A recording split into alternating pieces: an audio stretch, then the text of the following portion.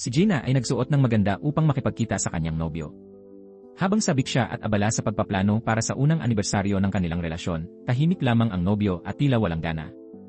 Nang mapansin ni Gina na walang reaksyon ang lalaki, hindi na siya nagkunwari at diretsahang tinanong ito kung bakit tila hindi na siya gusto. Inamin ng nobyo na kahit isang taon na silang magkasama, pakiramdam niya ay parang nasa simula pa rin sila at walang patutunguhan. Dahil dito, naunawaan ni Gina na isa lamang pala ito sa mga karaniwang lalaking walang saysay. Kaya't nagpa siya siyang tapusin ang relasyon.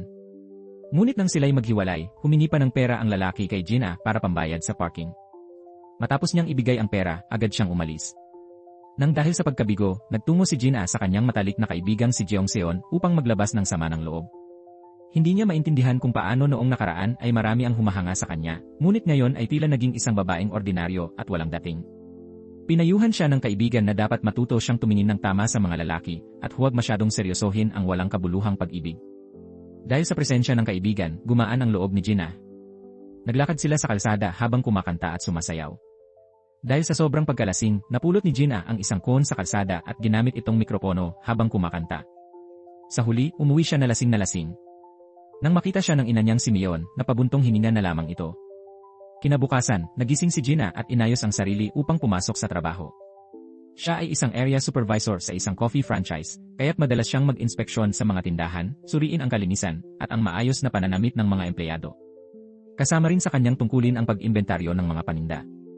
Dahil sa sobrang dami ng trabaho, madalas ay wala na siyang oras kumain. Nang sa wakas ay makakuha siya ng pagkain, tinawagan siya para sa meeting.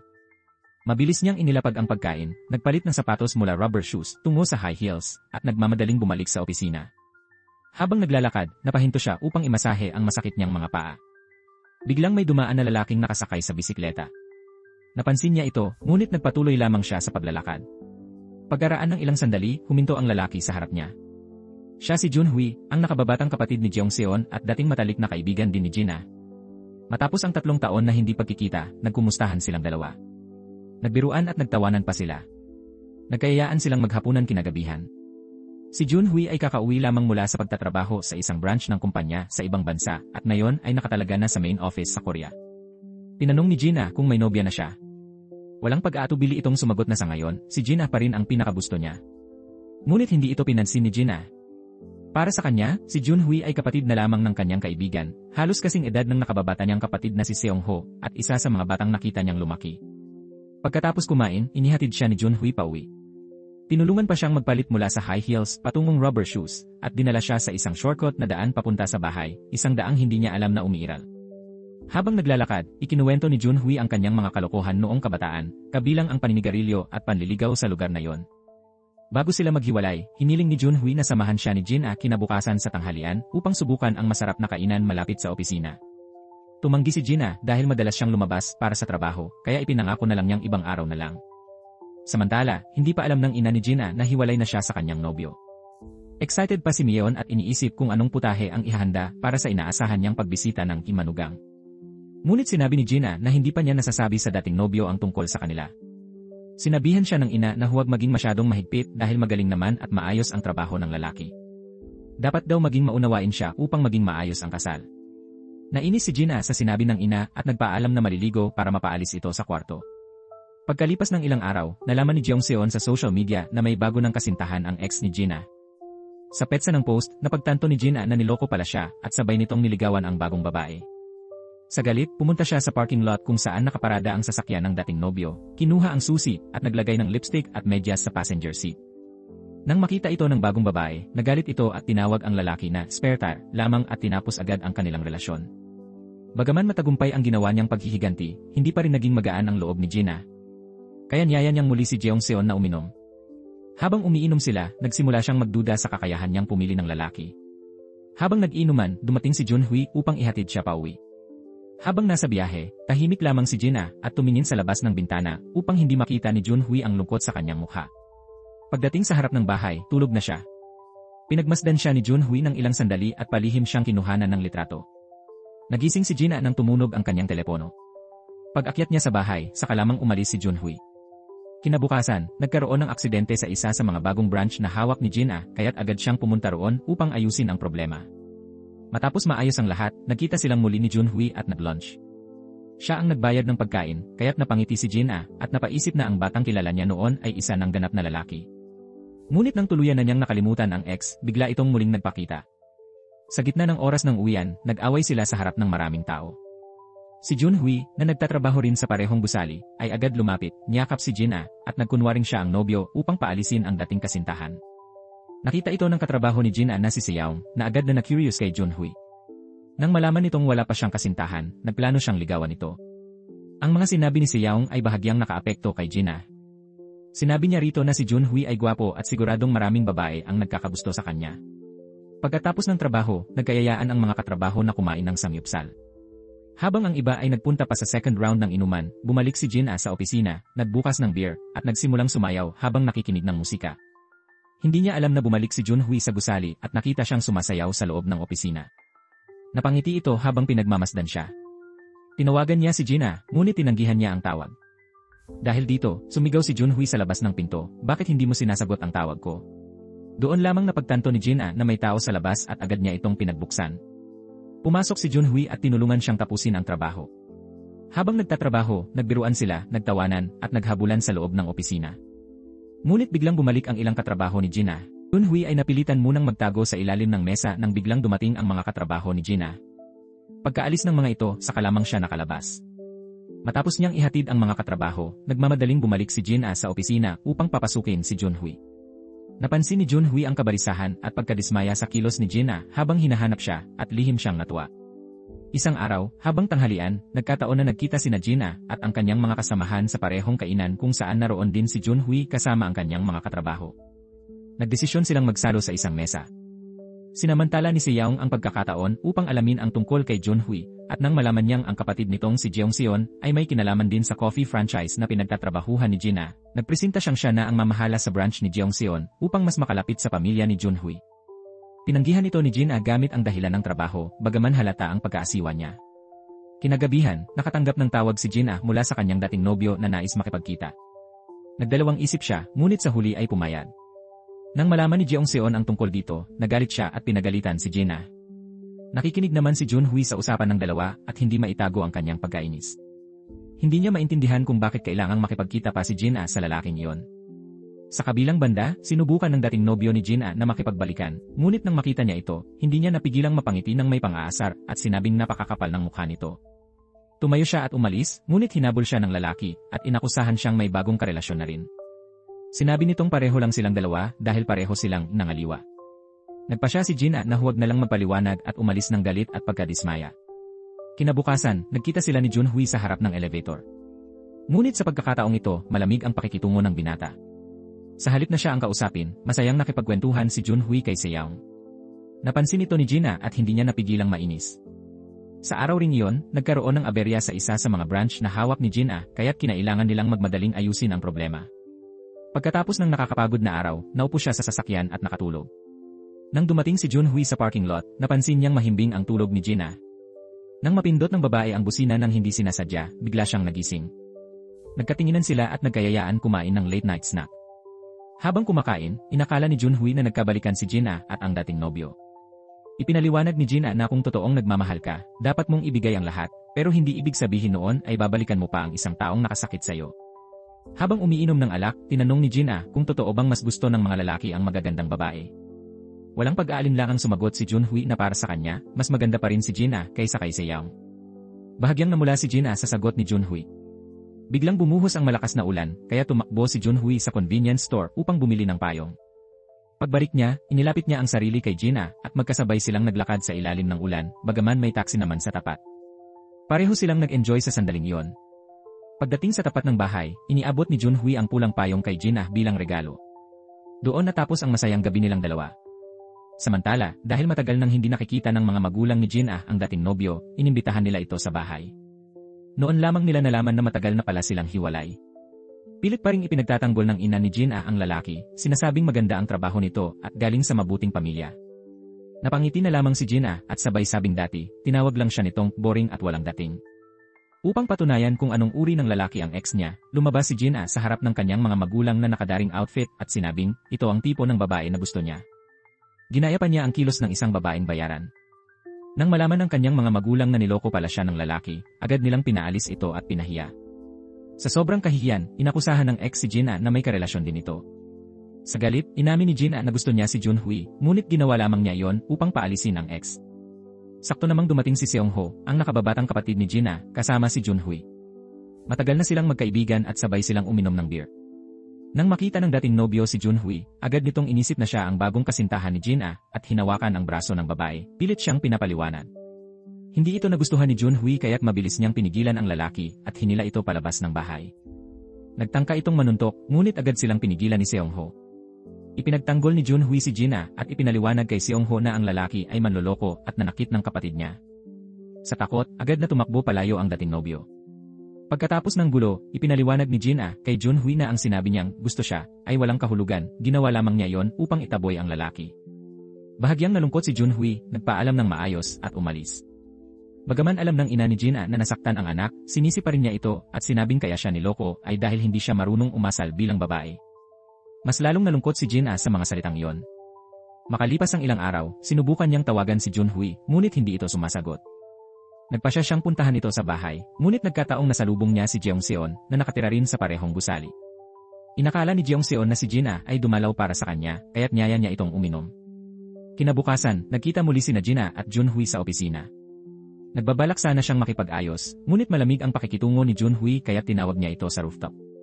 Ipinaliwanag ni Gina na ang pagdating ng dating nobyo sa bahay ay hindi niya kagustuhan, kundi utos ng kanyang ina. Ngunit hindi ito pinansin ni Junhui at nagkunwaring walang naririnig. Halatang nagsiselos siya. Sinabi pa niyang baka nakasagabal siya sa pagbabalikan nila ng dating nobyo bago siya tumalikod at umalis. Sa kabilang banda, hindi pa rin tumitigil ang dating nobyo ni Gina.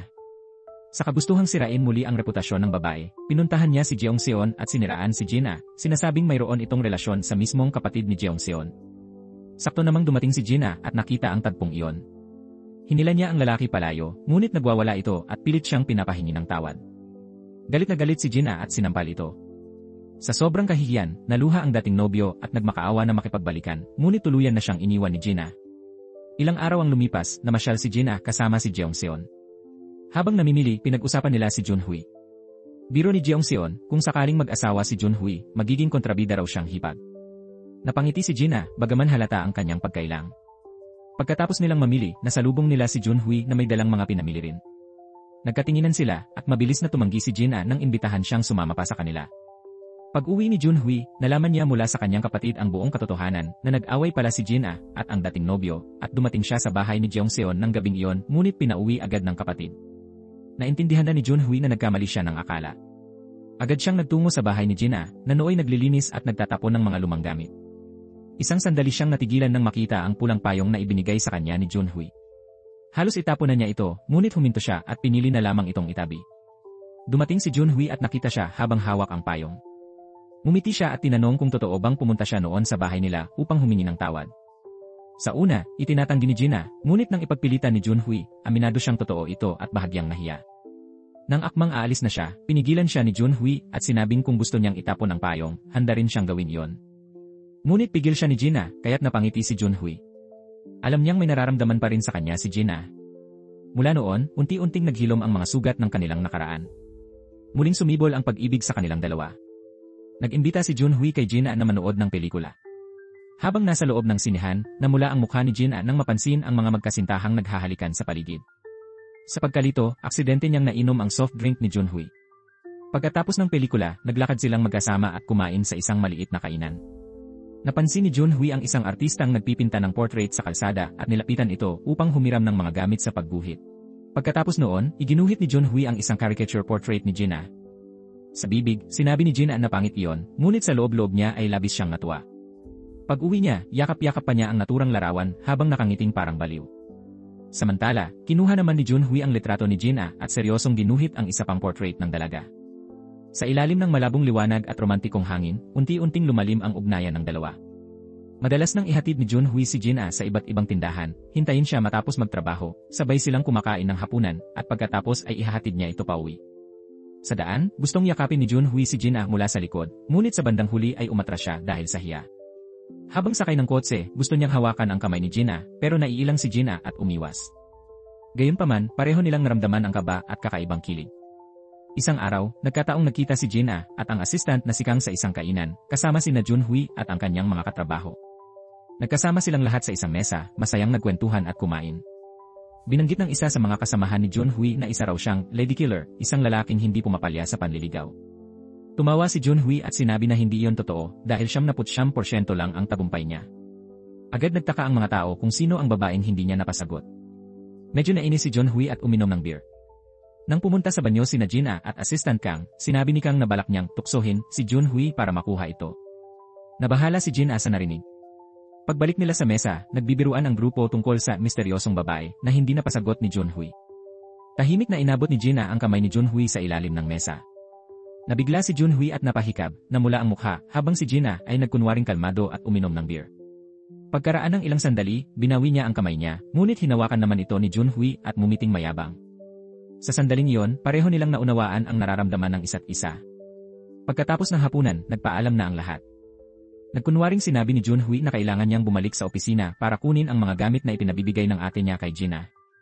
Agad na naintindihan ni Jin-ah ang ibig sabihin at nakisakay sa palabas. Umalis silang dalawa at naglakad papunta sa isang tahimik na eskinita. Tumigil si Junhui at tinanong si Jin-ah kung bakit siya ang unang humawak ng kamay, dapat daw ang lalaki ang nauuna. Ngunit para kay Jin-ah, na sanay sa mga karanasan sa pag-ibig, ang pinakamahalaga ay ang tamang timing. Kapag dumating ang tamang pagkakataon, hindi na mahalaga kung sino ang unang kumilos. Magkahawak kamay silang bumalik sa kumpanya para mag-date at sabay na uminom ng kape. Habang nag-aayos si Jin-ah ng sarili sa loob ng opisina, naglilinis naman si Junhui ng kanyang mesa. Nang marinig ang tunog ng elevator, tumayo siya sa may pintuan upang salubungin si Jin-ah, ngunit ang dumating ay isang lasing na katrabaho na ayaw pang umuwi. Nahiga ito sa sofa na katatapos lang ayusin ni Junhui. Pagdating ni Jin-ah, nagbigay ng senya si Junhui na magtago muna siya sa likod ng pinto. Habang lasing na nagbubulalas ang katrabaho tungkol sa babaeng gusto raw noon ni Junhui, mabilis itong pinigilan ni Junhui at inalalayan palabas ng kumpanya. Ngunit bago umalis, nakakandado pa ng katrabaho ang pinto, kaya natrap si Jin-ah sa loob ng madilim na opisina. Tinawagan siya ni Junhui at nagkunwari si Jin-ah na takot, kaya agad siyang binalikan ng lalaki. Pagdating ni Junhui, nagulat siya nang biglang lumitaw si Jin-ah na nakamask at may hawak na flashlight. Niloko pa siya ni Jin-ah, sinabing gusto raw niyang malaman ang tungkol sa babaeng dating nagustuhan ni Junhui. Ngumiti si Junhui, hinawakan ang kamay niya, at ipinakita ang trabaho niya bilang artist ng isang gaming company. Tinuruan pa niyang mag-drawing si Jin-ah habang nagtatawanan sila. Pag-uwi nila, hindi mapakali ang dalawa at patuloy na nagbi-video call hanggang hating gabi. Kinabukasan, halos malate si Jin-ah dahil sa puyat. Habang papunta sa trabaho, tumawag si Junhui at nagsabing susunduin niya ito. Dahil ayaw magpahalata, nagsinungaling si Jin-ah at sinabing nasa bahay pa siya at pababa pa lang ng hagdan. Hindi niya alam na nandoon na pala si Junhui sa parking lot at nakita ang lahat. Para hindi siya mapahiya, nagkunwari rin si Junhui na kararating pa lang.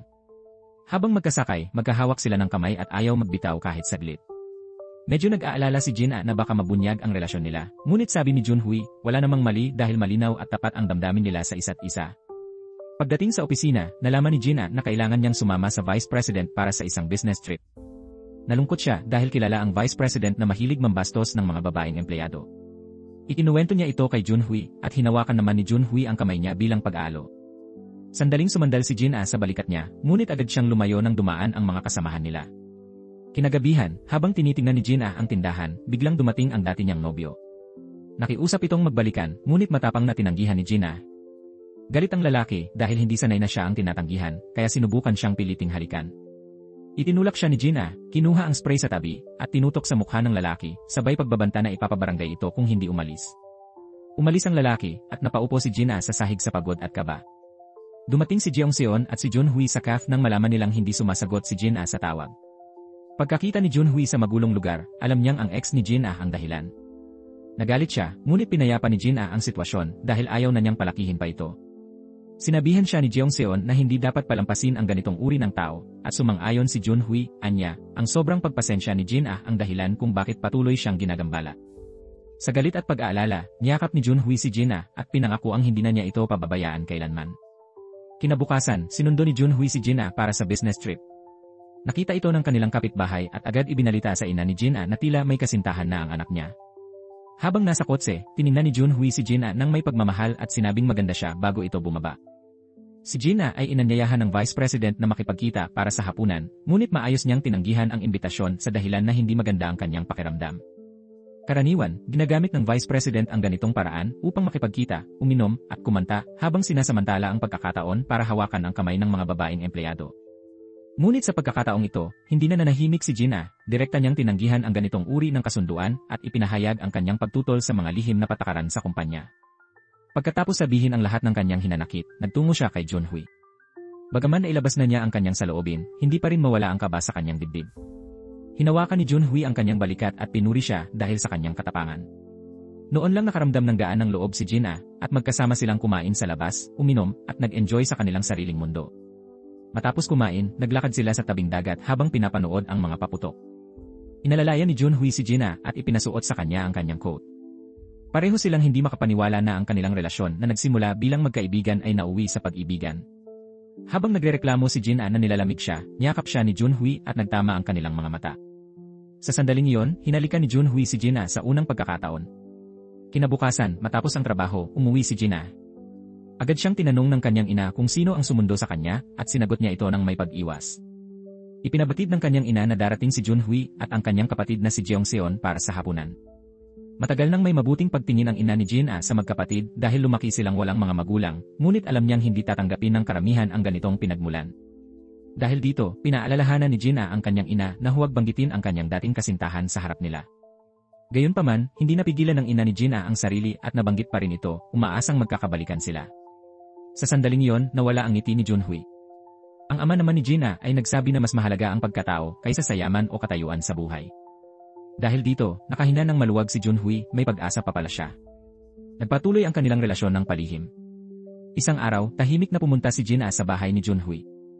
Ang ganitong pagtatago ay nagbigay sa kanya ng pakiramdam na parang mga estudyanteng nagtatago ng kanilang unang pag-ibig. Samantalang si Junhui naman ay tila nasisiyahan sa ganitong palihim na ugnayan. Niyakap niya si Gina at muling naganap ang isang matamis na halik. Biglang tumawag ang matalik na kaibigan ni Gina sa video call. Nagulat siya, kaya mabilis siyang nagsuot ng tsinelas at lumabas ng bahay ni Junhui upang sagutin ang tawag. Pagkatapos makipag-usap, bumalik siya sa bahay ni Junhui para ipagpatuloy ang kanilang masayang sandali. Sa ilalim ng alak at romantikong pelikula, lalong naging mainit ang kanilang pag-ibigan. Nang matapos ang gabi, nagbiro si Junhui at sinabing ayaw niyang umuwi si Gina. Nabagabag ang puso ni Gina sa kabataan at lambing ni Junhui, tila gusto niyang lagi itong makasama.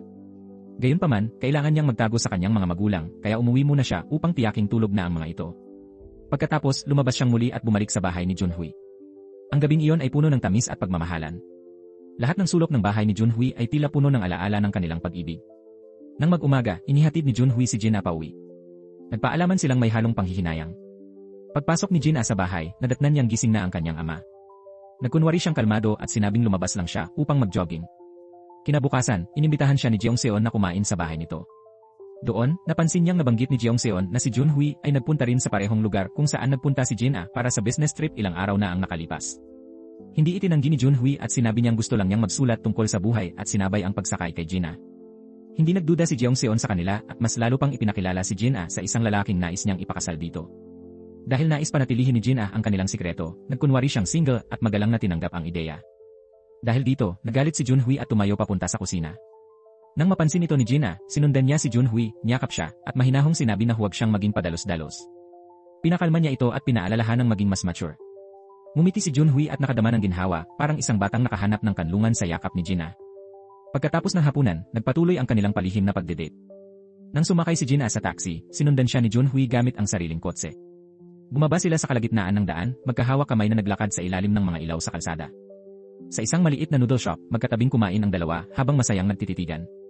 Sa mga mata ni Junhui, malinaw na makikita ang labis na kaligayahan habang pinagmamasdan ang magandang mukha ng babaeng minamahal niya.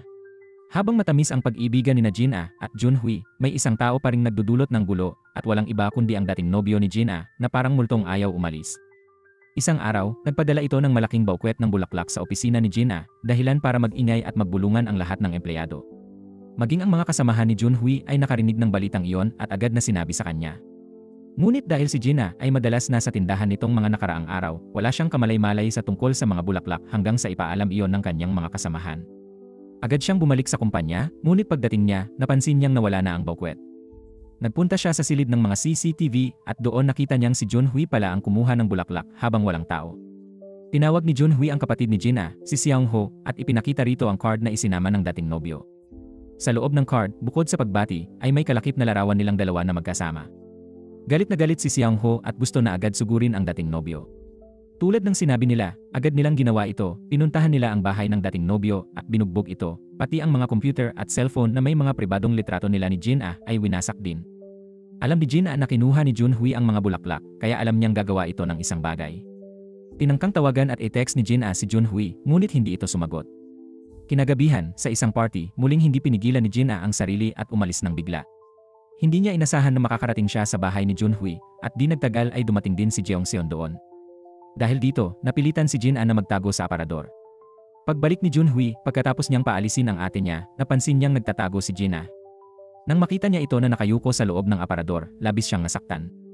Dahan-dahan niyang niyakap si Jin-ah at nagpasya na hindi na niya hahayaang magdusa pa ito. Nais niyang ipahayag na sa kanila ni Jin-ah ay may espesyal na relasyon. Kinagabihan, nanatili si Jin-ah sa bahay ni Junhui at doon natulog. Kinaumagahan, tahimik siyang umuwi, ngunit pagdating sa kanyang silid, nadatnan niyang naghihintay ang kanyang ama, si Sang-ki. Alam niyang nahuli siya sa pakikipagtagpo ng palihim, kaya lumuhod siya at umamin na nagsinungaling siya, ngunit hindi niya binanggit kung sino ang lalaki. Kailangan pa raw niyang maghanda bago sabihin ang lahat. Kinagabihan, dumating sina Junhui at Jeongseon sa bahay ni Jin-ah bilang mga bisita. Habang walang nakatingin, naghalikan sila ng palihim. Sa gitna ng pagkain, nabanggit ni Jeongseon na isa sa mga katrabaho ni Jin-ah, si Assistant Kang, ay may gusto kay Junhui at nais pa itong makilala. Alam ni Junhui ang tungkol dito at sadyang pinuri pa si Kang bilang maganda sa harap ni Jin-ah. Dahil sa inis, sinipa ni Jin-ah si Junhui sa ilalim ng mesa. Habang pinag-uusapan ang tungkol sa kasal, muling nagsalita ang ina ni Jin-ah, si Myeon, at iginiit na ang pinakamahalaga ay ang pinanggalingan ng isang tao. Walang gustong makinig sa kanya, kaya natahimik ang lahat maliban kay Junhui na magalang na sumagot. Dahil sa pagtanggi ni Jin-ah sa pag-inom kasama ang mga boss na lalaki, nagsimula itong magdulot ng epekto sa ibang empleyada ng kumpanya. Maraming babae sa iba't ibang sangay ang nagsimulang tutulan ang ganitong gawain at umabot ito sa kaalaman ng direktor. Dahil dito, nagpadala ang direktor ng espesyal na paanyaya para sa lahat ng babaeng empleyado sa isang hapunan na ikinabahala ng mga lalaking empleyado. Nag-utos pa ang direktor na ipunin ang lahat ng kaso ng panghaharas sa opisina bago ang hapunan upang mapatigil ang ganitong kultura. Isang araw, nakita ng kasamahan ni Jin-ah na si Bora sina Jin-ah at Junhui na naghalikan sa isang restaurant. Nabigla siya, ngunit nangako na mananatiling lihim iyon. Pinayuhan din niya si Jin-ah na mag-isip ng paraan upang si Assistant Kang ay tuluyang tumigil sa paghabol kay Junhui. Kinabukasan, nagkita sina Bora at Junhui sa elevator kasama si Assistant Kang. Nagkatinginan silang dalawa at inaya ni Bora si Junhui na kumain ng tanghalian, bagay na ikinagalit ni Assistant Kang. Umiwas ito sa hiya at galit at nagreklamo pa kay Jin-ah, hinihiling na tulungan siyang agawin muli si Junhui. Natuwa si Jin-ah sa lihim na pagtulong ni Bora, ngunit nagpanggap na hindi niya kayang makialam. Nang sumunod na araw ng pahinga, inimbitahan ni Junhui si Jin-ah na ipakilala sa kanyang mga kaibigan. Dahil alam ni Jin-ah na mga kabataang nasa 20s ang mga ito, nag-alala siya sa edad niya. Sa bahay, nag-ayos siya, nag-ehersisyo at nag-ayos ng mukha. Habang nasa sasakyan, hindi niya maiwasang tumingin sa salamin at mag-ayos pa. Natawa si Junhui at sinabi na isa siya sa mga pinakamagandang babae sa pagtitipon. Nang dumating sila, masaya ang lahat. Tulad ng inaasahan, puro kabataan ang naroon at nagtaka sila sa edad ni Jin-ah. Nahihiyaman, sinabi niyang malapit na siyang mag-40, kaya't saglit na natahimik ang lahat, ngunit agad din silang bumalik sa kasiyahan. Mabilis nilang tinanggap si Jin-ah at iginalang ang kanilang relasyon. Naging masaya si Jin-ah sa paglalakbay na iyon at madali siyang nakibagay sa mga kaibigan ni Junhui. Samantala, habang wala si Jin-ah, dumating si Myeon sa coffee shop ni Jeongseon at muling nagreklamo tungkol sa pag-ibig ng kanyang anak. Tuwing may ikinakasal na anak ng kakilala niya, lalo siyang na-stress para kay Jin-ah. Bagaman interesado si Jeongseon sa pag-ibig ni Jin-ah, para sa kanya, ang mahalaga ay makahanap si Jin-ah ng mabuting tao. Habang nag-uusap, nabanggit ng kanilang kapitbahay na may lalaking sumundo kay Jin-ah kamakailan. Agad ipinaliwanag ni Jeongseon na yon ay si Junhui, kaya't agad ding nagbago ang ekspresyon ni Myeon, tila hindi pa rin siya tanggap. Pagbalik mula sa biyahe, muling nagkita sina Jin-ah at Junhui at nagpaalaman sa loob ng sasakyan matapos ang masayang sandali. Kinagabihan, binigyan siya ng kapatid niyang si Xiang Ho ng card na kasama sa bulaklak ng dating nobyo. Nang makita ang litrato nilang magkasama, labis siyang nabahala. Hindi niya akalaing gagamitin ito ng dating nobyo upang takutin siya. Mas masama pa, malamang nakita na rin ito ni Junhui. Sinabi ni Xiang Ho na hindi lang nakita ni Junhui ang larawan, kundi pinuntahan pa nito ang bahay ng dating nobyo at binasag ang lahat ng gamit. Dahil sa matinding galit, sumugod din si Jin-ah sa bahay ng dating nobyo at sinampal ito. Nagkaroon ng gulo at tinawag ang pulis. Dinala sila sa presinto. Agad tinawagan ni Xiang Ho si Junhui, At pagdating nito, hindi napigilan ni Junhui ang sarili at sinubukang suntukin ang dating nobyo, ngunit agad siyang pinigilan ng mga pulis at ni Xiangho. Pagkalipas ng ilang sandali, bumalik si Junhui sa loob ng presinto at niyakap si Jina ng mahigpit, bagay na ikinagulat ni Xiangho. Hindi niya matanggap na ang ate niya ay may relasyon sa kanyang kaibigan. Nabunyag ang kanilang lihim na relasyon at naguluhan si Jina, hindi alam kung paano ito ipaliwanag. Habang pauwi, nagpasya siyang hanapin si Junhui. Sa daan patungo sa shortcut na madalas nilang dinaanan, nagkita silang muli. Nag-usat sila tungkol sa mga pagsubok na kanilang haharapin at naghawakan ng kamay. Nagpasya silang ipahayag na ang kanilang pagmamahalan ay totoo. Kinabukasan, nagkasundo silang kumilos ng magkahiwalay. Si Jina ang kakausap kay Jeongseon, habang si Junhui naman ay makikipag-usap kay Xiangho. Sa coffee shop ni Jeongseon, naroon si Assistant Kang at nabalitaan niyang nagpunta si Jina sa biyahe kasama ang mga katrabaho. Nagtaka siya dahil hindi siya nasabihan tungkol dito, kaya agad niyang tinawagan si Bora upang alamin kung totoo yon. Alam ni Bora na muntik na silang mabuking, kaya't hindi agad siya sumagot. Dahil nasira ang cellphone ni Jina noong nag-away sila ng dating nobyo, si Bora na ang nakipag-ugnayan kay Junhui para siguraduhin ang lahat. Dahil dito, nagsimulang maghinala si Assistant Kang. Iniisip niyang kaya magka-close sina Jina at Bora ay dahil may gusto si Jina kay Junhui. Samantala, dahil nakapangalan pa rin sa dating nobyo ang cellphone ni Jina, kailangan niya itong palitan, ngunit nangangailangan ito ng pahintulot mula sa lalaki. Naiinis siya ngunit hindi niya ito sinabi kay Junhui dahil ayaw niyang magalit ito. Ibinigay ni Junhui ang sarili niyang cellphone kay Jina pansamantala. Nang plano na nilang ipagtapat ang relasyon nila sa pamilya, nauna pa ang dating nobyo. Nagpunta ito kay Sangki at sinabi ang totoo na si Jina ay may relasyon kay Junhui na mas bata sa kanya. Nais nitong ipahiya ang pamilya ni Jina, ngunit hindi nagbago ang ekspresyon ng ama. Sa halip, tila natuwa pa ito kay Junhui. Naiinis na umalis ang dating nobyo. Pag-alis nito, doon lamang ipinakita ni Sangki ang kanyang pag-aalala. Hindi siya umuwi at sa halip ay nagpunta sa bar upang maglasing. Sa kabilang banda, kinausap ni Junhui si Xiangho tungkol sa relasyon nila ni Jina. Mas madali itong nakaunawa kaysa sa ama dahil para sa kanya, ang mahalaga ay kung tunay na mahal ni Junhui si Jina. Nang patunayan iyon ni Junhui, tahimik na tinanggap ni Xiangho ang lahat. Samantala, ang direktiba ng direktor tungkol sa anonymous report ay nagdulot ng takot sa mga nakatataas na lalaki sa kumpanya. Sinubukan ng Vice President na si Yang In na anyayahan si Jina sa hapunan upang alamin ang isusulat niya sa ulat. Ngunit sinabi ni Jina na hindi niya ito isusulat sapagkat hindi kayang ipaliwanag ng isang papel ang lahat. Mas gusto niyang sabihin ito ng harapan sa direktor. Natakot si Yang In sa sinabi niya. Doon niya napansin si Junhui na nakaupo malapit sa kanila na mukhang nag-aalala at lihim siyang sinundan. Agad na inaya ni Jina si Junhui palabas sa likod ng coffee shop at pinakalma ito, sinabihan na makinig lamang at huwag gumawa ng padalos-dalos.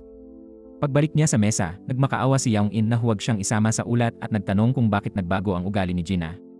Sagot ni Jina, nagbago siya dahil natutunan niyang mahalin ang sarili, at dahil may isang tao na mas nagmamahal pa sa kanya kaysa sa sarili niya, kailangan niyang matutong ipagtanggol ang sarili para mapanatag ang taong iyon. Narinig ito ni Junhui mula sa kabilang silid at napangiti siya. Kinabukasan, nagpunta si Jina sa dating nobyo upang ipalipat ang pangalan ng kanyang cellphone. Ngunit habang nasa kotse, imbes na pumunta sa mall, biglang nagbago ng direksyon ang lalaki at ayaw tumigil kahit anong pigil ni Jina. Samantala, hindi na makontak ni Junhui si Jina buong gabi. Kinabahan siya at inisip agad na baka may kinalaman ang dating nobyo. Nakuha niya ang numero ng lalaki mula kay Xiangho at agad itong tinawagan. Narinig ni Jina na si Junhui ang nasa kabilang linya, kaya sinunggaban niya ang cellphone ng lalaki. Dahil dito, nawalan ng kontrol ang dating nobyo at sumalpok sa bakal na harang ng kalsada.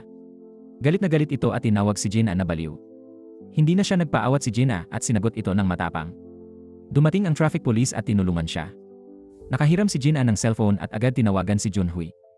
Agad namang tumakbo si Junhui papunta sa ospital at niyakap si Jina ng mahigpit. Mabuti na lang at hindi malala ang sugat nito. Sa sasakyan pa uwi, tahimik lang si Junhui. Alam ni Jina na galit siya, kaya ipinaliwanag niyang ginawa niya yon para mapanatag si Junhui. Huminto si Junhui sa gilid ng kalsada at namasa ang kanyang mga mata. Hindi siya galit bagkus nasisisi niya ang sarili. Kung binilhan lang niya agad ng bagong cellphone si Jina, hindi sana ito nangyari.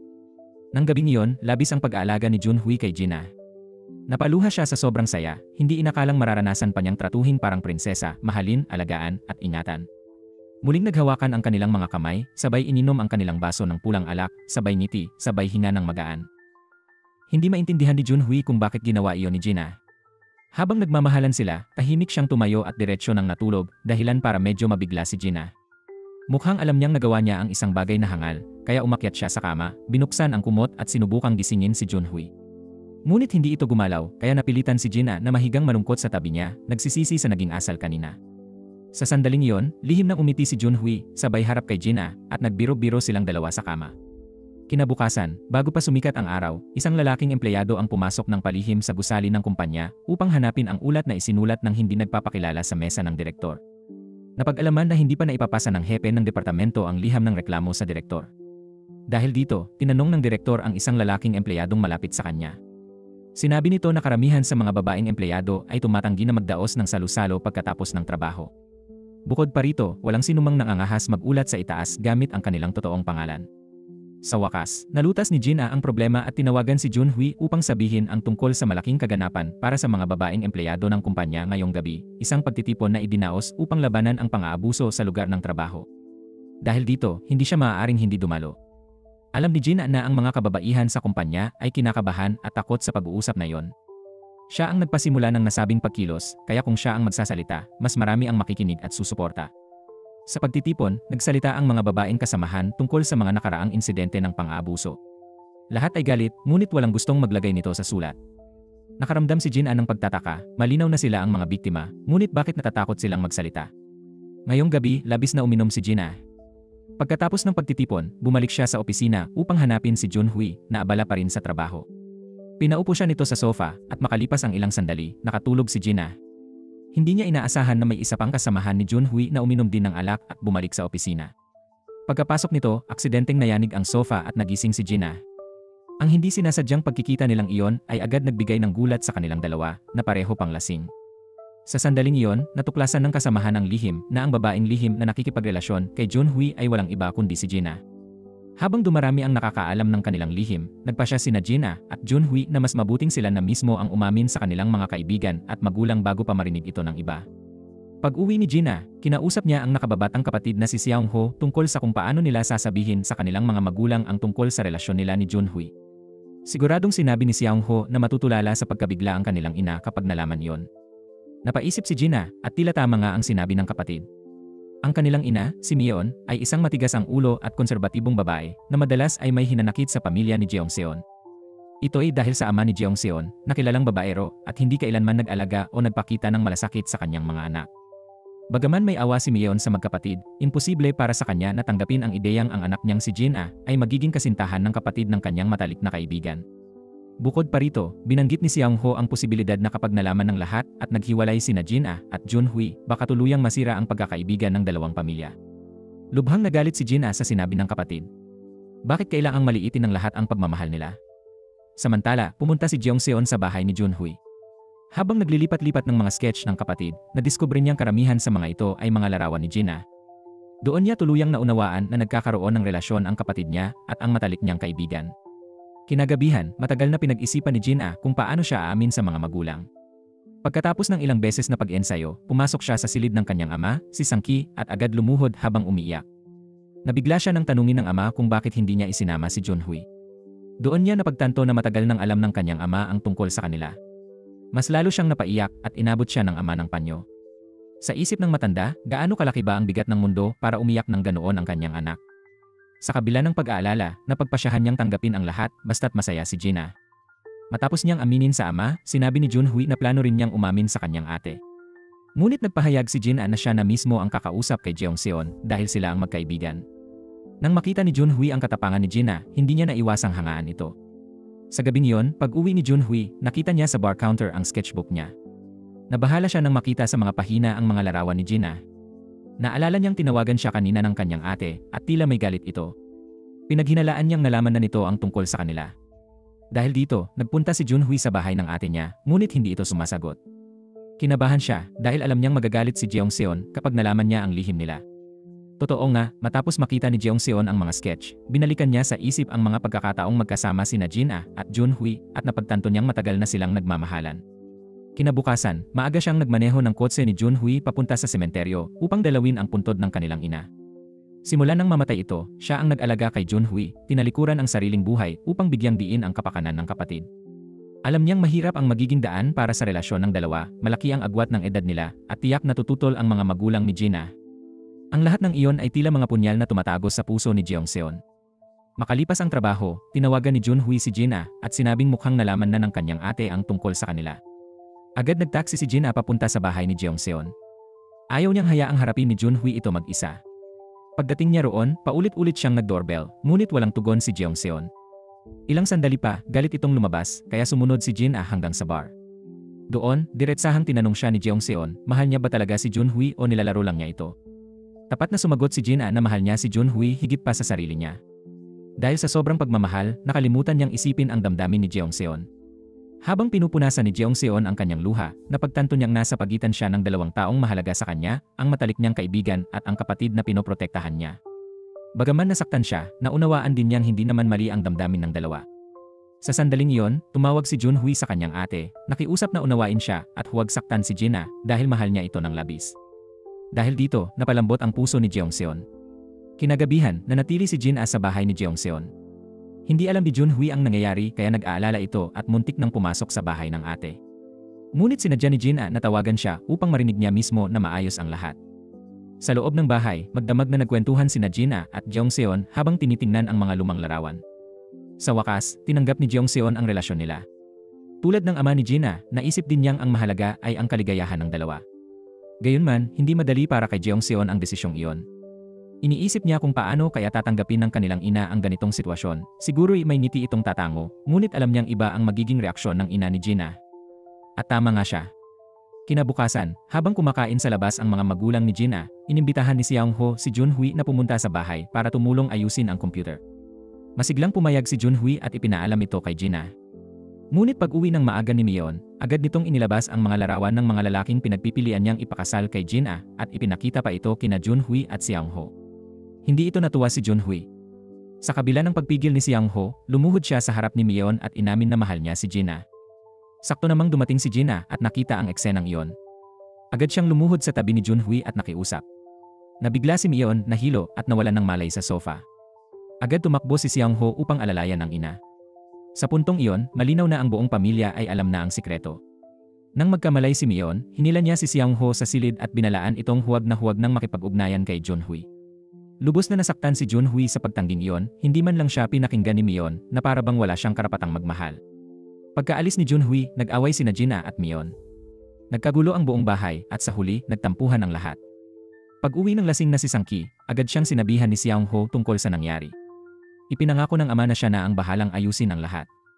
Nilapitan niya ang kanyang asawa at mariing sinabi na pumapayag siyang makipagrelasyon si Jin kay Junhui dahil totoo ang pagmamahal nila. Ipinagyabang pa niyang siya ang unang nakaalam at ang asawa lang niya ang huling nakabalita. Ngunit ang mga salitang iyon ay lalo lang nagpagalit kay Mion. Sa pagmamadali, nadulas siya at nasugatan ang kanyang pulso kaya kinailangan siyang dalhin sa ospital. Makalipas ang hating gabi, umalis sina Sang-ki at Seong-ho sa silid upang bigyan ng pagkakataon si Jin na alagaan ang ina, umaasang magkasundo sila. Ngunit sa pagkakataong iyon, matigas si Mion. Wala nang paliwanag na makakapagbago ng isip niya. Hindi lamang siya tumangging makipag-ayos kay Jin, pinuntahan pa niya si Jeongseon upang sisihin ito. Ayon kay Mion, bilang nakatatandang kapatid, dapat ay tinuruan ni Jeongseon si Junhui na lumakad sa tamang landas. Para kay Mion, ang buhay ay dapat planado at maingat para sa isang perpektong resulta. At para sa kanya, ang relasyon ni Jin at Junhui ay isang malaking pagkakamali na dapat pigilan bago pa lumalim. Ang mga salitang iyon ay lubhang nakaantig kay Jeongseon. Tahimik siyang pumasok sa opisina at lumuha. Pag-uwi ni Mion, patuloy pa rin siyang pinipilit kumbinsihin si Sang-ki. Pinaalalahanan niya ito na ang ama ni Junhui ay walang pananagutan at iniwan ang dalawang anak para sumama sa ibang babae. Kapag pinakasalan ni Jin si Junhui, tiyak na mapapasan niya ang responsibilidad ng mga kapatid nito sa ama. Dahil sa katigasan ng loob ni Mion, nagpatuloy ang pagkalito at dalamhati sa pamilya. Patuloy pa ring nagmamahalan sina Jin at Junhui, at si Jin ay palaging nariyan upang aliwin si Jeongseon na labis na nasaktan sa mga sinabi ni Mion. Tanging si Mion lamang ang hindi pa rin kayang tanggapin ang lahat, dahilan upang hindi malaman ni Jin kung paano pa ito ayusin. Samantala, sa kumpanya, napansin ng direktor na hanggang ngayon ay walang nagsusumite ng opisyal na ulat tungkol sa mga kaso ng pang-aabuso. Maging si Jin ay tila nagdadalawang isip. Kaya nag-utos siya sa isang lalaking tauhan na mangalap mismo ng ebidensya laban sa mga salarin. Agad niyang inanyayahan si Hogyon, ang vice-presidente, na maghapunan. May dala siyang ballpen na may nakatagong recorder sa bulsa ng kanyang Amerikana. Habang tumatagal ang inuman, nagsimulang magyabang si Hogyon. Ipinahayag niyang kapag may mga corporate party, madalas silang nasosobrahan sa pagtrato sa mga babaeng empleyado at kung minsan, mali lang daw ng pagkakaintindi ang mga ito. Idinagdag pa niya na inutusan daw si Gina noon na akitin ang isang kliyente upang mapirmahan ang kontrata, ngunit tumanggi ito. Kinagabihan, sinundo ng ama si Gina sa bus stop. Matagal na siyang sinuyo ni Myeon upang kumbinsihin ang anak na makipaghiwalay kay Junhui, kaya kahit si Sang-ki ay nagdadalawang isip na rin. Mahinahon niyang sinabi sa anak na baka mas mabuting tapusin na nila ang relasyon. Ngunit agad itong tinutulan ni Gina. Pag-uwi niya, sinabi ni Myeon na may ipapakilala itong lalaki sa darating na Sabado. Malamig na tugon ni Gina, "Ang babaw mo, mama," sabay pasok sa kanyang silid at mariing isinara ang pinto. Si Jeongseon ay pinagalitan ng ina ni Gina, ngunit kahit ganoon, hindi pa rin siya naging masaya. Hindi niya alam ang dapat gawin.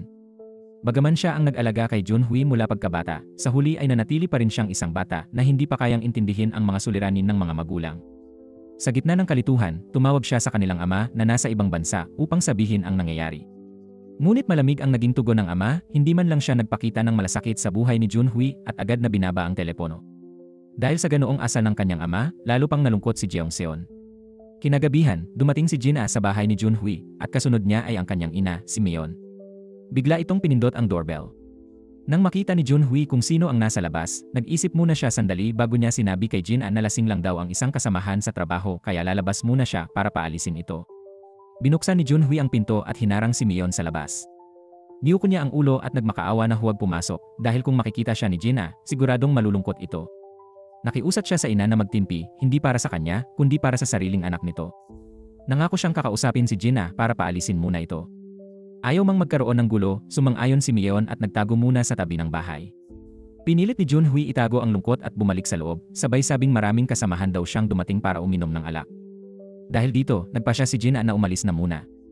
Pagkaalis niya, saka pumasok si Myeon sa bahay at sinimulan ang pakikiusap kay Junhui na makipaghiwalay na sa anak niya. Dahil sa labis na galit, nasaktan pa niya si Junhui at pagkatapos ay lumuhod upang magmakaawa. Ngunit matatag si Junhui, anumang sabihin ni Myeon, hindi siya natinag. Buo ang kanyang loob sa pagmamahal kay Gina at tiniyak niyang hinding-hindi niya ito iiwan. Nang makita ni Myeon na walang epekto ang mga salita niya, tumahimik siya sandali at nagsalita ng masakit, hindi raw niya gusto ang pinagmulan ni Junhui. Wala raw silang pera, kapangyarihan o koneksyon. Ang ganoong pamilya ay hindi makapagbibigay ng magandang kinabukasan kay Gina. Tinanong niya kung kaya bang tiisin ni Junhui na maghirap si Gina sa piling niya. Aminado si Junhui na wala pa siyang sapat na kakayahan, ngunit bata pa siya at may potensyal para umasenso. Sa sandaling iyon, biglang bumukas ang pinto, si Gina pala ay tumawag kay Junhui matapos umalis ngunit hindi ito sumagot. Naramdaman niya na may kakaibang nangyayari kaya agad siyang bumalik at doon niya nakita ang kanyang ina sa bahay ni Junhui. Nagalit siya at hindi nagpahuli ang ina. Sa pagitan nila, napilitang mamagitan si Junhui upang protektahan si Gina. Pag-uwi ng mag-ina, walang sinuman ang nagsalita. Napakalamig ng hangin na parang nagyelo ang paligid. Kinabukasan, nagtungo si Gina sa coffee shop ni Jeongseon. Simula nang guluhin ng ina niya ang lahat, bihira na itong tumawag. Dahil dito, nag-alala si Gina.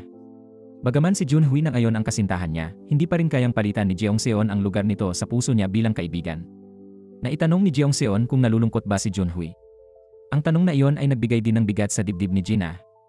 Alam niyang nasasaktan si Junhui, ngunit ayaw nitong magsalita. Nang maramdaman ni Jeongseon na bumigat ang hangin sa paligid, iminungkahi niyang uminom sila ng kaunting alak. Masaya namang pumayag si Gina, at nang malasing na, nagsayaw silang dalawa sa loob ng coffee shop. Hindi nagtagal, dumating si Junhui at ang nakababatang kapatid ni Gina, si Seong-ho. Nabigla ang dalawa sa kanilang nakita. Hindi maintindihan ni Seong-ho kung bakit gustong-gusto ni Junhui ang baliw niyang ate, ngunit para kay Junhui, walang sinuman ang mas kaibig-ibig kaysa kay Gina.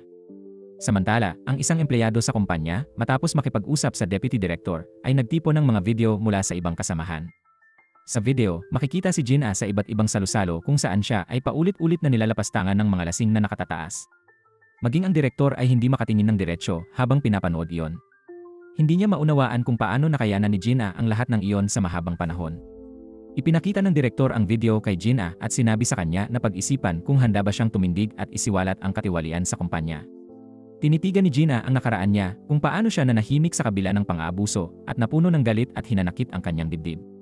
Sa tulong ng paghimok ni Junhui, nagsulat siya ng mahabang liham tungkol sa mga naranasan niyang pang-aabuso sa trabaho at nagpa siyang magsilbing saksi.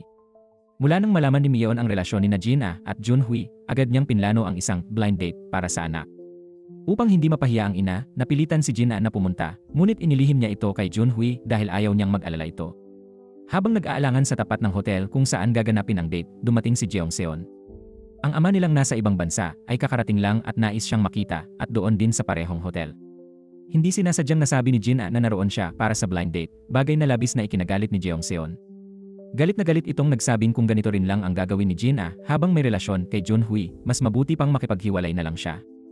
Nagkataong malapit lang ang lamesa nila, kaya habang nasa blind date, naririnig ni Jin ang pag-uusap ni Jeong Seon at ng kanilang ama.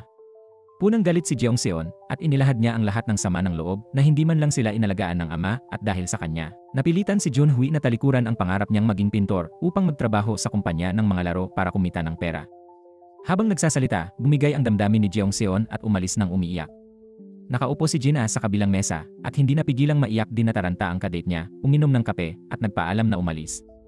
Sa labas ng hotel, nasalubong niya si Jeong Seon at tinanong kung ano ang relasyon nila ni Jin. Sinadya ni Jeong Seon na sabihin na siya ang dating hipag ni Jin. Habang paalis ang ama ni Junhui, nakita niya si Jin at agad siyang lumapit. Habang nag-uusap, hindi maipaliwanag ni Jin kung bakit paulit-ulit siyang humihingi ng tawad, marahil dahil hindi niya masabi na sila ni Junhui ay may relasyon. Pagkatapos nilang maghiwalay sa harap ng hotel, sinabi ni Jin na mabuting tao si Junhui, isang lalaking may mainit na puso. Sanay sa mga ugnayan, agad naramdaman ng ama ni Junhui na may kakaiba sa pagitan ng dalawa. Paalis na sana si Jin ngunit bumalik siya upang ibigay ang kanyang contact number, sakaling gusto ng ama na kumustahin si Jeong Seon at si Junhui. Samantala, ang kadate ni Jin ay nag-ulat sa nagpakilala sa kanila, sinabing hiwalay na si Jin at nakilala pa niya roon ang dating hipag nito. Tumawag agad ang tagapamagitan kay Mion at sinisi itong hindi sinabi ang tungkol sa pagkakahiwalay ng anak. Halos himatayin si Mion sa galit, hindi alam kung ano ang pinagsasabi ni Jin sa date. Pag-uwi ni Jeong Seon, sinabi niya kay Junhui ang tungkol sa pagkikita nila ng kanilang ama, ngunit bigla niyang nabanggit na nakita rin niya si Jin sa blind date. Bagaman sinabi ni Junhui na huwag nang makialam ang kapatid, labis pa rin siyang nasaktan. Kinagabihan, hindi nag-usap sa telepono sina Junhui at Jin. Pumunta si Jin sa coffee shop at nanahimik, habang si Junhui naman ay nag-isa sa bahay, umiinom ng alak. Umulan ng malakas. Hindi mapakali si Mion at inakala niyang nasa bahay ni Junhui ang anak, kaya nagpasya siyang puntahan ito. Pinigilan siya ni Sangki at nauwi sila sa pagtatalo sa may pintuan. Sa puntong iyon, hindi na nakapagpigil si Xiang Ho at sumigaw sa ina, sinasabing kung patuloy nitong pipigilan si Jin baka tuluyang magpakamatay ito. Sinabi niya na maraming magulang ang hindi nakakaunawa na ang labis na panghihimasok sa buhay ng anak ay isa ring uri ng pagpapahirap. Dapat na raw pag-isipan ni Mion ang kanyang ginagawa bago pa masira ang buong pamilya. Natigilan si Mion at tumahimik. Habang kalmado na ang ina, lumapit si Sangki kay Xiang Ho at pinuri ang sinabi nito. Ngunit dahil malakas ang ulan, hiniling niyang kontakin ni Xiang Ho si Junhui para alamin kung naroon si Jin. Agad nagpadala ng mensahe si Xiang Ho kay Junhui, nagtatanong kung kasama niya si Jin.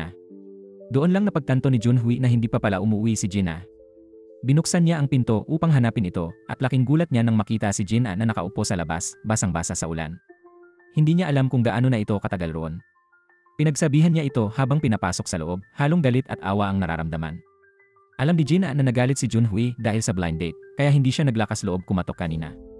Humingi siya ng tawad, sinabing iyon na ang huling pagkakataong pagbibigyan niya ang ina at hindi na muli siyang gagawa ng anumang makakasakit kay Junhui. Nagkasundo silang muli, nagyakapan at hinalikan ang isa't isa sa gitna ng ulan. Pagkatapos ng pag-ulan, inihatid ni Junhui si Jin pauwi. Kinabukasan, natanggap ng direktor ang liham ni Jin at ipinakita ito sa head manager. Humanga ito sa pagtitiis ni Jin sa loob ng 10 taon. Ngunit para sa direktor, kung iisipin ang kapakanan ni Jin, hindi dapat isapubliko ang isyong iyon dahil siguradong maghihiganti ang mga lalaking nasangkot sa eskandalo. Kinabukasan din, habang nasa harap ng elevator, narinig ni Jin ang mga empleyado ng kumpanya ni Junhui na pinag-uusapan ang pag-alis nito papuntang China. Nag-alala siya, ngunit tiniyak sa kanya ni Junhui na hindi siya lalayo. Ngayon, may plano silang mag-date matapos ang trabaho, ngunit tumanggi si Jin matapos makatanggap ng tawag na sinasabing may sakit ang ina niya. Hindi nagduda si Junhui at tahimik na sinamahan siya hanggang sa labas ng kumpanya. Ngunit laking gulat niya nang makita na ang taong pinuntahan ni Jin ay ang ama niya mismo. Galit na galit si Junhui, hindi napigilan ang damdamin at hinila si Jin palayo, sumisigaw na bumalik ito sa kanya. Pilit siyang pinakalma ni Jin at sinabing huwag magalit dahil ama niya yon. Ngunit tumalikod si Junhui, hindi kayang tanggapin ng ama. Galit na galit siyang umalis at sa tindi ng damdamin, sinuntok niya ang elevator bago nagtungo sa bar upang maglasing.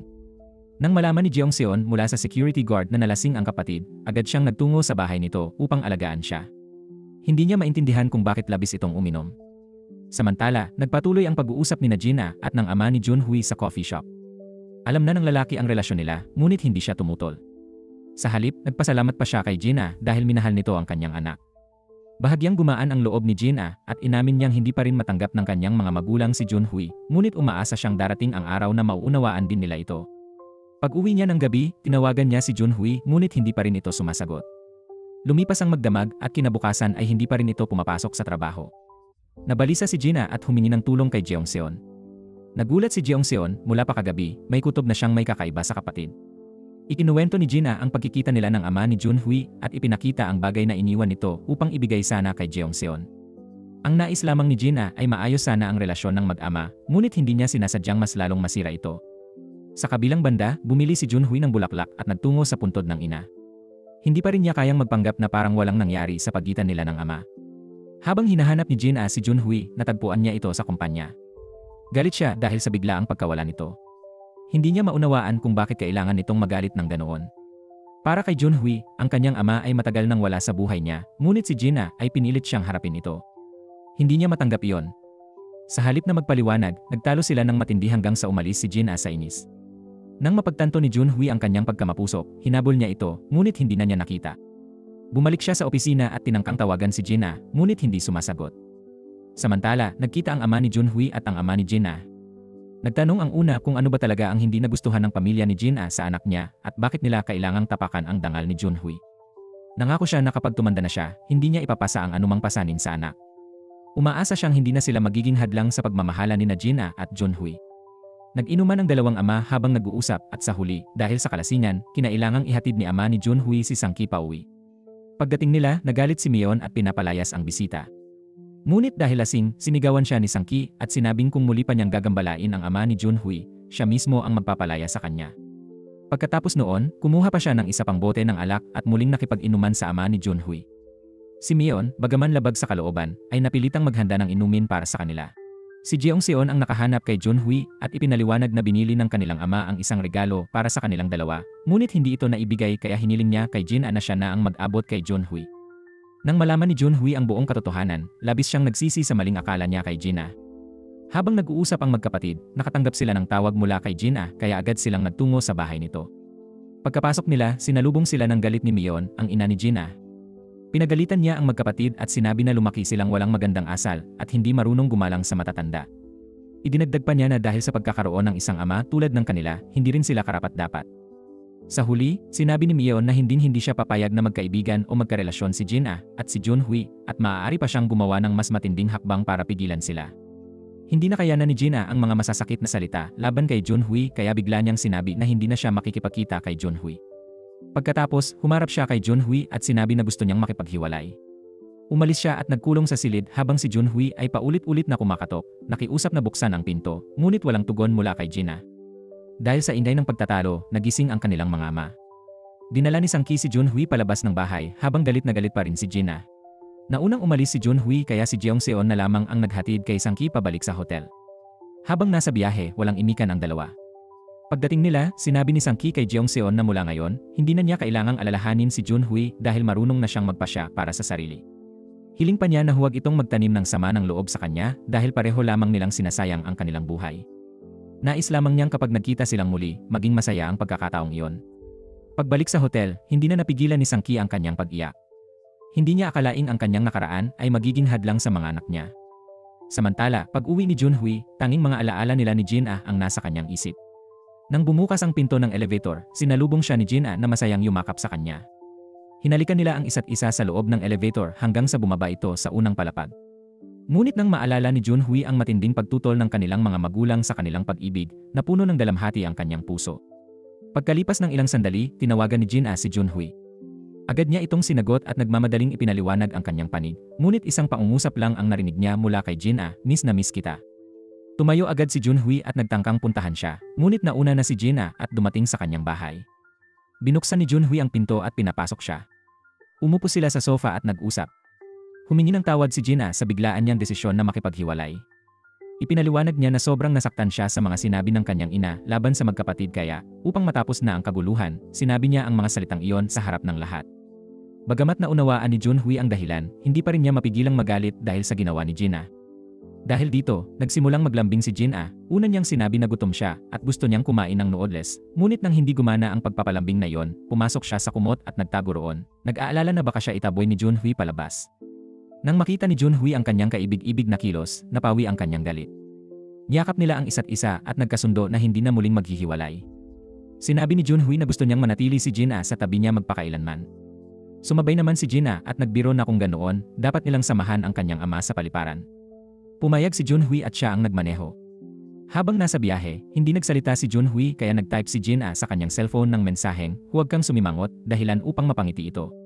Pagdating nila sa paliparan, habang papalayo si Sang-ki, napansin ni Jin-a na ni minsan ay hindi pa rin nag-usap ang mag-ama kaya umalis muna siya upang bigyan sila ng pagkakataon. Sa wakas, si Sang-ki ang unang nagsalita, sinabi niyang nagsisisi siya na hindi niya nakita ang mabuting babae tulad ng ina ni Junhui noon, ngunit maswerte si Junhui dahil nakahanap siya ng isang mabuting babae tulad ni Jin-a. Pagkatapos nito, niyakap ni Sang-ki ang kanyang anak, ang unang yakap nilang mag-ama matapos ang napakahabang panahon. Pagkatapos nilang ihatid si Sang-ki, pinuri ni Jin-a si Junhui dahil sa tapang at kababaang loob nito. Sabay silang lumakad palayo sa paliparan na magkahawak ang kamay. Pagkatapos, kinausap ni Junhui si Jeongseon tungkol sa nangyari. Kahit medyo lumambot na ang relasyon nila ni Sang-ki dahil kay Jin-a, hindi pa rin gusto ni Jeongseon na magpatuloy ang relasyon ng dalawa. Samantala, patuloy pa rin ang sama ng loob ni Jin-a sa mga sinabi ng kanyang ina laban kay Junhui. Alam ni Junhui na labis ang pagiging mapanghusga ni Mion, ngunit mahirap pigilan ang ganoong pananaw ng mga tao. Hindi rin nagbago ang isip ni Jeongseon, matibay pa rin ang kanyang pagtutol. Habang nakahiga si Mion sa kama, naisip niyang ang tanging layunin lang niya ay mabigyan ng pinakamainam na buhay ang kanyang anak. Ngunit hindi iyon nauunawaan ni Jin-a na mas pinili pa rin si Junhui. Hindi nagtagal, sinabi ng nakababatang kapatid ni Jin-a na narinig niya mula kay Junhui na magkasama pa rin sila.